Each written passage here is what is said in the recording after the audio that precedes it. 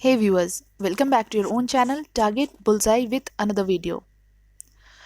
So today we are gonna discuss about Alkem Laboratories. ये company आप कह सकते हैं कि फार्मास्यूटिकल बिजनेस में ग्लोबल बेसिस पे इनके ऑपरेशंस फैले हुए हैं। साथ ही ये कंपनी डेवलप, मैन्युफैक्चर और सेल करती है फार्मास्यूटिकल और न्यूट्रास्यूटिकल प्रोडक्ट्स। साथ ही साथ इनके रेवेन्यूज़ के ऊपर बात करें 33% रेवेन्यू जो है इनके वो ऑफशोर सेल से जनरेट होते हैं। साथ ही ये कंपनी बहुत ही कंसिस्टेंसी के साथ आप कह सकते हैं कि अमंग टॉप 10 फार्मास्यूटिकल कंपनीज में ये रैंक करती आ रही है इंडिया में। और साथ ही इनके अगर हम लोग प्रोडक्ट पोर्टफोलियो के बारे में बात करें तो इनके अंदर जो भी ब्रांड्स आते हैं वो आप यहाँ पे देख सकते हैं।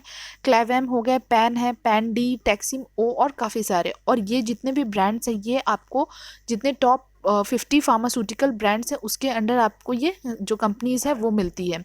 साथ ही इनके 21 मैन्युफैक्चरिंग फैसिलिटीज़ हैं, डिफरेंट आप कह सकते हैं डिफरेंट और मल्टीपल लोकेशंस में in India as well as in United State of America.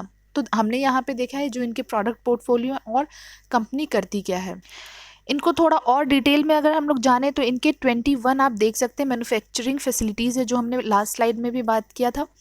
Plus इनके 800 ब्रांड से ज़्यादा इनके पास है। और साथ ही साथ इनके अगर फुटप्रिंट्स के बारे में बात करते हैं तो ओवर 50 कंट्रीज़ में इनके बिजनेस फैले हुए हैं। और साथ ही साथ इनके पास 14,500 प्लस स्ट्रॉन्ग वर्कफोर्स या आप कह सकते हैं एम्प्लॉयज़ हैं। और साथ ही साथ इनके पास काफ़ी सारे एक्विजिशंस हैं, डिफरेंट कंपनीज़ के साथ जॉइंट वेंचर्स भी हैं। और इनके अगर हम लोग कंसोलिडेटेड रेवेन्यू के बारे में बात करते हैं तो यहाँ आपको 83,444 मिलियन का जो है रेवेन्यू जनरेट हुआ था FY 2019 से लेकर 2020 में। तो हमने बात की है कंपनी के डिटेल्स के ऊपर। अब बात करते हैं इसमें कि एनालिस्ट की क्या राय है। 73% एनालिस्ट आपको बाइंग की रेटिंग दे रहे हैं। वैसे तो रेटिंग्स जो आपको मिल रहे हैं यहाँ पे काफ़ी बड़े नंबर्स में, बड़े परसेंटेज में है, बट आपको सबसे पहले अपना रिसर्च, अपनी एनालिसिस भी करनी है अगर आप किसी भी कंपनी में इन्वेस्ट करने जा रहे हैं। बिकॉज आप वहाँ पे अपने जो कैपिटल्स हैं वो आप डालेंगे, उसके हिसाब से आप जो रिटर्न्स आप एक्सपेक्ट करेंगे। तो इसलिए अगर हम कहीं भी इन्वेस्ट करें तो वहाँ हमें खुद से भी एक बार रिसर्च करना बहुत ज़रूरी हो जाता है। तो बाकी आप अपने हिसाब से रिसर्च करें, अपने फाइनेंशियल एडवाइज़र से कनेक्ट करें किसी भी शेयर में इन्वेस्ट करने से पहले। The next is return. तो रिटर्न के ऊपर बात करते तो रिटर्न भी हमें यहाँ जो है वो अच्छे नज़र आ रहे हैं, बुरे बिल्कुल भी नहीं है। 3 ईयर्स में 77% का रिटर्न है, नॉट बैड। 2 ईयर्स में भी 88% एंड 1 ईयर में 30%। बाकी आप अगर बाकी जितने भी पैरामीटर टाइम फ्रेम्स हैं वहाँ पे आप देखेंगे तो भी आपको जो रिटर्न्स रहे हैं वो ठीक ठाक से रहे हैं। और 1 वीक में आपको बहुत माइनर से परसेंटेज में रिटर्न्स यहाँ पे नज़र आ रहा है। देन इसके वैल्यूएशन के ऊपर बात करें तो वैल्यूएशन में EPS is 140 which is very good, industry P is 40 and stock P is 23। ये आपको अंडर वैल्यूड प्राइस पे मिलने वाला है। साथ ही डिलीवरेबल्स में देखते हैं तो 87% की डिलीवरी हुई थी इसमें फ्राइडे के दिन। दैट मीन्स 87% लोग इसमें अपने जो शेयर है उसको डीमेट अकाउंट में लेके गए हैं। सेल्स ग्रोथ परसेंटेज के नंबर पे नज़र डाल रहे हैं तो यहाँ पे आपको नंबर्स जो है वो बहुत ही आप कह सकते हैं, जहाँ पे ये 5 ईयर्स में 16% हुआ करता था वहीं आपको 1 ईयर में भी ये 16% के आसपास ही नज़र आ रहा है। सिर्फ आपको 3 ईयर्स में जो है वो एक डिप ज़रूर देखने को मिलेगा। प्रॉफिट ग्रोथ परसेंटेज के बारे में बात करें तो प्रॉफिट ग्रोथ परसेंटेज 1 ईयर में काफ़ी बेहतरीन है। 5 ईयर्स में 28% थे, 3 ईयर्स में आपको ये घटते हुए दिखे हैं, बट 1 ईयर में काफ़ी बेहतरीन है। Next is ROE। तो ROE के नंबर भी आपको कहीं ना कहीं ये ठीक ठाक से ही नज़र आ रहे हैं पिछले 5 से 3 साल के मुकाबले। बाकी 1 साल में आपको फिर भी ये 20% से अबव है। Next is ROCE। तो यहाँ पे जो नंबर्स हैं ये भी आपको ठीक ठाक से थे, सेम एज ROE। आप यहाँ पे भी सेम काइंड ऑफ आप ट्रेंड यहाँ पे देखेंगे कि 5 और 3 ईयर्स में फिर भी ये बिटवीन 15 to 20% थे, उसके बाद आपको इस 1 साल में 20% से अबव नज़र आ रहे हैं। Next is debt to equity ratio. यहाँ आपको 0.20 के आसपास नज़र आ रहा है। Company almost debt free company हम लोग कह सकते हैं।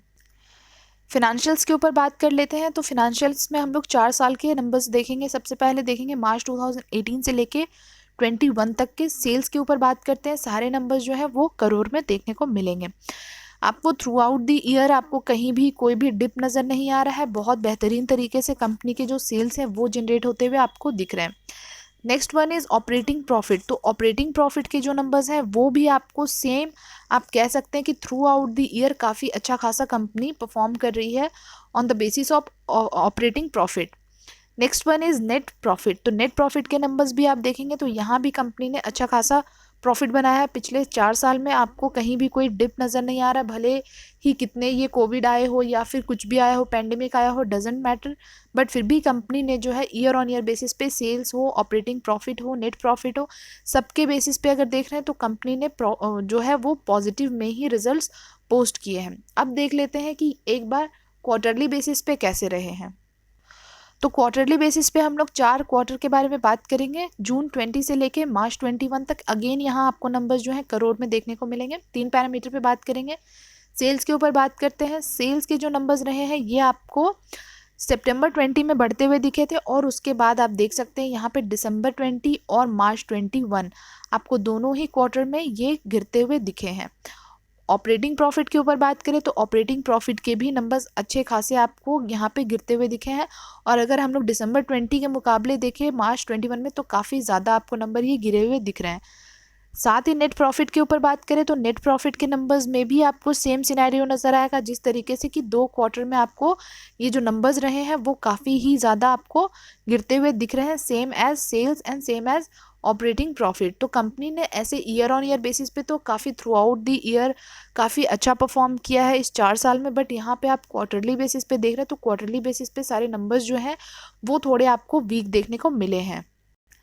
Next is share holding patterns. यहाँ शेयर होल्डिंग पैटर्न्स पे सबसे पहले देख लेते हैं, प्रमोटर्स के होल्डिंग के ऊपर बात कर लेते हैं, और 4 क्वार्टर के नंबर्स पे हम लोग बात करेंगे। तो 62% के आसपास जो होल्डिंग्स इनके पास हुआ करती थी वो आपको यहाँ पे थोड़ा सा आप कह सकते हैं कि कट शॉर्ट होता हुआ नज़र आया है इस 2 क्वार्टर में। उसके बाद एफआईआई के होल्डिंग्स के बारे में बात करें तो एफआईआई के होल्डिंग्स आपको धीरे धीरे करके ग्रेजुअली ये बढ़ते हुए ही दिख रहे हैं, एंड डीआईआई के जो नंबर्स हैं वो भी आपको यहाँ पे बढ़ते हुए दिख रहे हैं इस पूरे क्वार्टर में। एंड अगर हम लोग पब्लिक के बारे में बात करें तो पब्लिक के भी जो होल्डिंग्स रहे हैं वो आपको बीच में थोड़े से गिरे हुए दिखे, फिर उठे हुए दिखे, और फिर वापस से आपको थोड़े से गिरे हुए दिख रहे हैं। तो थोड़े से यहाँ पे फ्लक्चुएशंस के साथ जो है ये सारे नंबर्स आपके सामने आप यहाँ पे देख सकते हैं। प्रमोटर्स के प्लेज में यहाँ कोई भी आपको नंबर्स नहीं दिख रहे हैं, यहाँ पे 0% के आसपास है, which is very good. Next is कि म्यूचुअल फंड कौन कौन से हैं जो आपको करेंटली इसमें इन्वेस्टमेंट करते हुए दिख रहे हैं। ये 4 म्यूचुअल फंड्स हैं, यहाँ पे आप परसेंटेज देख सकते हैं। बाकी नाम हम देखते हैं। First one is ICICI Prudential pharma health care and diagnostic fund direct growth. Second one is Aditya Birla Sun Life. Third one from SBI health care, and fourth one from Kotak focused. तो ये 4 आपको म्यूचुअल फंड्स हैं जो आपको investment करते हुए नज़र आ रहे हैं। अब यहाँ पे हम लोग देखते हैं चार्ट के ऊपर। तो यहाँ चार्ट में हम लोग 1 वीक के टाइम फ्रेम पे बात करने वाले हैं। हर एक कैंडल 1 वीक को रिप्रेजेंट करता हुआ नज़र आएगा। जिस तरीके से ये शेयर आपको काफ़ी ऊपर ट्रेड करता हुआ दिख रहा था अपने सारे ही वीकली EMA के ऊपर, जहाँ पे ये 2720 था, उसके बाद आपको ये ऑलमोस्ट आप कह सकते हैं 1880 के आसपास आता हुआ दिखा है, बट बहुत ही कम टाइम में आप कह सकते हैं। हम यहाँ पे वीकली बेसिस पे देख रहे हैं तो यहाँ पे आपको विद इन जो मार्च का मंथ था उसी में आपको ये शेयर प्रीवियस हाई से भी ऊपर जाता हुआ दिखा है, जो कि है 2886 के लगभग। एंड उसके बाद आप यहाँ पे देखेंगे जिस तरीके से शेयर आपको चलता हुआ दिखा है कि ये अपने जो 50 वीक EMA है उसको टच करने के बाद इसमें आपको बाइंग इमर्ज होता हुआ नज़र आता है, एंड देन फिर आपको एक प्रॉफिट बुक होता हुआ नज़र आता है, एंड यहीं से ये हर बार आपको बाउंस बैक करता हुआ दिख रहा है। और उसी तरीके से ये शेयर जो है आपको धीरे धीरे करके आपको बढ़ता हुआ दिख रहा है। और अभी करंट प्राइस अगर बात कर रहे हैं तो ये शेयर आपको 3575 जो इसका सबसे लास्ट था उसको इसने टच किया है। एंड अगर अभी करंट प्राइस के बारे में बात करें तो करंट प्राइस इज़ अराउंड आप कह सकते हैं कि 3350 के आसपास है अभी इसका जो ये प्राइस है 3350 के लगभग। इसमें अब एक बार तो प्रॉफिट बुक होना बनता है, बिकॉज ये अभी आपको काफ़ी ओवर वैल्यूड भी नज़र आ रहा होगा। अपने जितने भी वीकली EMA है उसके काफ़ी ऊपर आपको नज़र आ रहा है, तो आपको आने वाले टाइम में ये शेयर जो है वो नीचे आता हुआ दिख सकता है। तो उसके लिए आप रेडी रहें कि अगर आपको फ्रेश इन्वेस्टमेंट करना है तो उसके लिए आपको कहाँ कहाँ पे आपको नज़र बनाए रखना है वो हम लोग बात करते हैं। एक बार छोटे टाइम फ्रेम पे भी देखते हैं। अगर हम लोग बड़े टाइम फ्रेम पे बात करते हैं तो भी अगर आप देखना चाहें कि कहाँ पे ये आपको सपोर्ट लेता हुआ दिखेगा तो आप एक्सपेक्ट कर सकते हैं कि ये अपने जो येलो लाइन है दैट मीन्स ये जो 2850 के लगभग ये आपको यहाँ तक आता हुआ दिखेगा। बाकी एक बार हम लोग छोटे टाइम फ्रेम पे ज़्यादा बेटर तरीके से समझते हैं। तो चलिए इसके हम लोग वन डे के टाइम फ्रेम पे बात करते अभी अगर आप देखेंगे कि MACD के बेसिस पे ये शेयर आपको नीचे की तरफ क्रॉस ओवर देने के लिए कभी भी रेडी हो सकता है, ये कभी भी आपको नीचे आता हुआ दिख सकता है। तो हम लोग नीचे के जो सपोर्ट्स हैं उसके बारे में बात कर लेते हैं। तो सबसे पहले आपको ये जो शेयर है जिस प्राइस पे अभी ये आपको ट्रेड करता हुआ दिख रहा है, वहाँ से आपको काफ़ी एक बड़ा करेक्शन यहाँ नज़र आ सकता है, जो कि 3119 के लगभग आपको ये आता हुआ दिखेगा।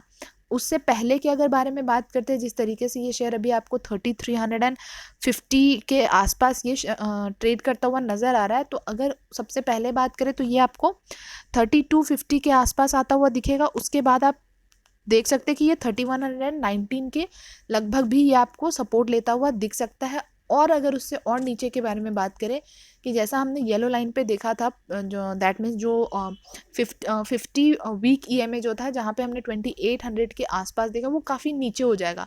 बट अगर अभी हम लोग थोड़े टाइम फ्रेम के बारे में बात करते हैं अभी रिसेंट, तो कहाँ तक आ सकता है, तो नेक्स्ट वन इज़ 2950। आपको 2950 के आसपास भी आपको ये शेयर आता हुआ दिखेगा। तो अगर आपको इसमें एक्यूमुलेट करना है तो आप अपने कैपिटल के साथ यहाँ पे इन जो भी हमने प्राइस अभी डिस्कस किए उन सारे प्राइस पे आप नज़र बनाए रख सकते हो, और उसी तरीके से आप जब चाहें तो आप यहाँ पे आप एक्यूमुलेट करना स्टार्ट कर सकते हैं। क्योंकि अभी ये शेयर काफ़ी, आप खुद भी देख रहे हैं कि ये काफ़ी हाई पे पहुंच चुका है, और अगर आप वहाँ पे अभी करते हैं तो आप फिर वहाँ के लेवल पे आप फंस जाएंगे, और इसको अभी कूल डाउन होना ज़रूरी है। बाकी वैसे तो आपने देखा है कि जिस तरीके से इसका जो ट्रेंड है कि एक बार यहाँ पे प्रॉफिट बुक होने के बाद इसमें वापस से एक अच्छा खासा बाइंग इमर्ज होने के बाद ये काफ़ी ऊपर जाता हुआ भी दिखता है। तो उसी तरीके से जो भी डिसीज़न है वो आप ले सकते हैं और वेट कर सकते हैं। अभी के टाइम में अभी बिल्कुल भी सही टाइम नहीं है कि आप अभी इसमें तुरंत से इन्वेस्ट कर दें। बट हाँ, ये है कि आप थोड़ा वेट करें और उसके बाद ही इसमें इन्वेस्ट करें, और जो हमने नंबर्स डिस्कस किए हैं उन सारे नंबर्स पे आप नज़र बनाए रख सकते हो। और अगर हम लोग वीकली बेसिस पे जो बात करें तो 2850 के लगभग जो भी निकल के आ रहा है वहाँ तक भी आप एक्सपेक्ट कर सकते हैं कि वहाँ तक आ सकता है। बट अभी फ़िलहाल के लिए अगर बात कर रहे हैं तो आपको यहाँ तक तो नज़र बनाए रखना ही, और यहाँ से आप यहाँ तक में आप एक्यूमुलेट कर सकते हैं। तो चलिए, बाकी अभी ऊपर के लेवल के हम लोग बारे में बात नहीं कर रहे, क्योंकि अभी वो आने में काफ़ी टाइम है, अभी बाउंस बैक करने में टाइम है। जब हमें लगेगा तो हम इसके ऊपर दूसरी भी वीडियो एक और लेके आएंगे, जब भी यहाँ से ये रिवर्स होता हुआ दिखेगा तो उस तरीके से फिर हम आपको इसके लेवल्स भी बताएंगे।